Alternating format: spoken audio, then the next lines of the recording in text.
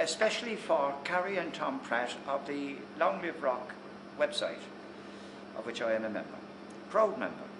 So we'll start off now with a thing called A Letter from a Fan, and we begin. Robert Fernley Whittingstall first met Kit Lambert when they went to Trinity College at Oxford University. It was through their friendship that Robert's wife Jane came to work for The Who in 1965 as a publicist, as well as being the band's first fan club secretary. She wrote back to fans under the name Jane Who. Of all the many hundreds of letters that Jane Who received, there is one in particular, and the letter, written by an admiring young lady, went something like this. Dear Roger, I'm a great fan of The Who, and I think you're all great. How big is your cock? And can you please tell me, how big is Pete's cock and John and Keith's? I enclose a little memento for you to remember me by. The young lady had stapled a clipping of brown pubic hair to her letter. Thank you. Now, Kit Lambert at Trinity, and this sort of explains in a way the flamboyance of our beloved and wonderful manager, Kit Lambert. Once settled in at Trinity, Oxford, Kit Lambert began writing a gossip column for ISIS and rather noisily involved himself in the Cinema Club and the Experimental Theatre Club. He could be quite outrageous. His assertive and plummy voice made him the born publicity manager he was. Once, for a performance of The Changeling, he showed little sign of fulfilling his publicity responsibilities until 2 days before the first night. He then had hundreds of leaflets printed, hired a light aircraft with money from the theatre fund, and had the leaflets dropped all over Oxford. The tardiness and sensational solution was typical of the work he would do later for The Who. When his friend Daria Charley, the young wife of a senior student at Christchurch, congratulated him on the idea, he told her, "It was nothing, darling. Once you've managed to rearrange the entire seating at Lancing College Chapel to sit next to your favourite boy, anything is possible." Now, we'll move on to the arts, John Entwistle, and I'll recite something about him because John, of course, as everybody knows, besides being a very, very dapper dresser, was a gentleman, dare I say, prone to the odd bout of misogyny. So we begin.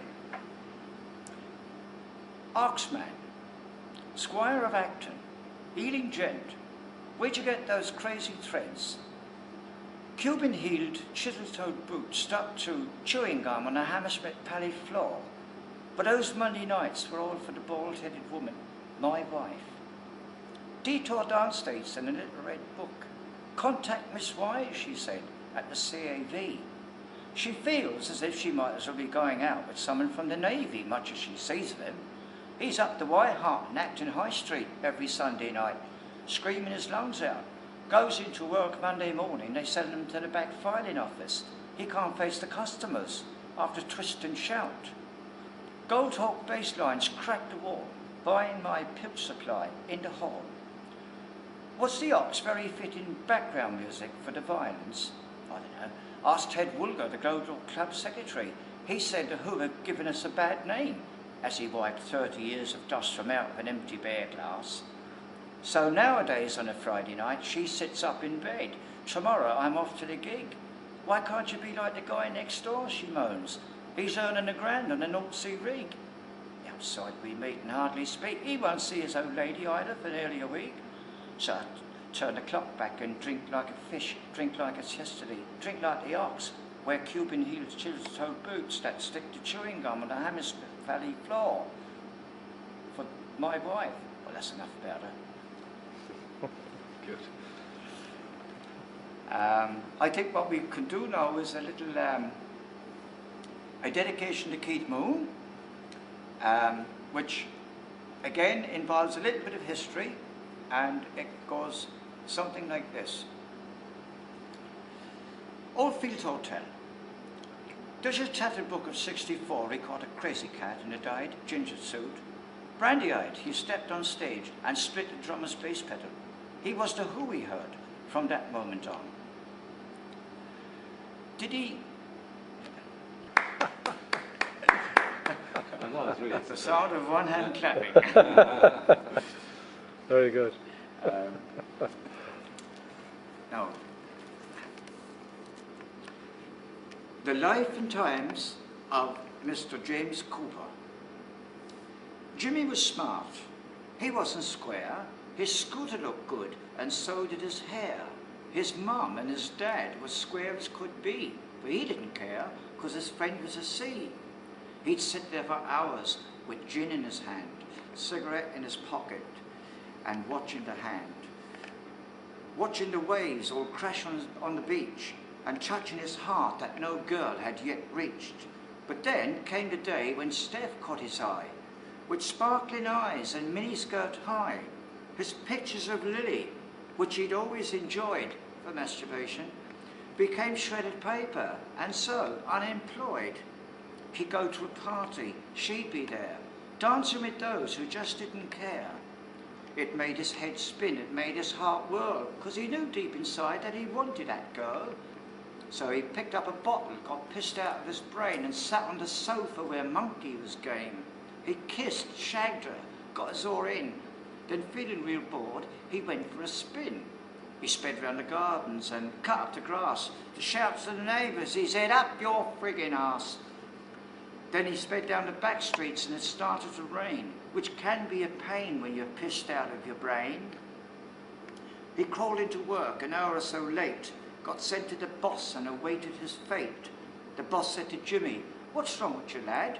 Trouble at home, tiff with your dad? Here, we're all your friends, you're never alone." "Piss off," said Jimmy, "it's this fucking job. It gets on my wick and you fat slob.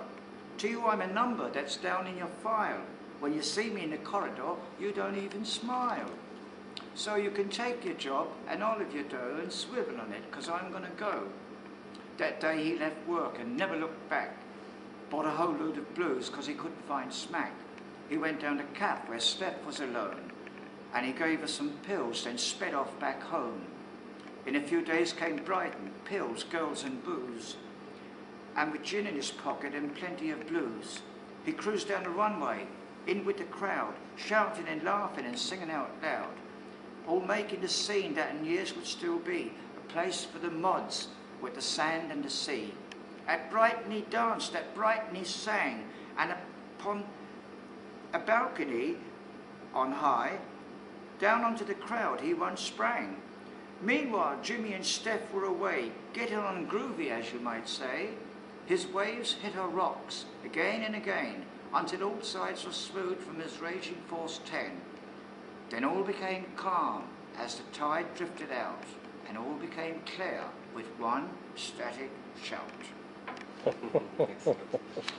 Your children interested in your, would they be interested? No, they haven't seen the Who. No, there's a new appreciation. I said, Jesus, that's what me dad is talking about since I was 9. You know, yeah. And it's quite cool. That was a huge plus for me. Yeah. Having them see the band, because as they were growing up, all they were listening to was the old dad, giving out to me. Jesus, you're off again. Like you had no interest in your home or your children or anything like that. Yeah. Like, and you would get, if she was in bad form on the day I was travelling, you know, which is like that reference to nowadays on a Friday night she'd sit up in bed, tomorrow I'm off to the gig. Yeah. You know, why can't you be like the guy next door? Like, stop all the school lifestyle. Yeah. That fella, he's earning a grand on a North Sea week, you know. So, like, he won't see his wife for a week, he's going off, but he's going to make fucking money. I'm going off to make a fucking fool of myself.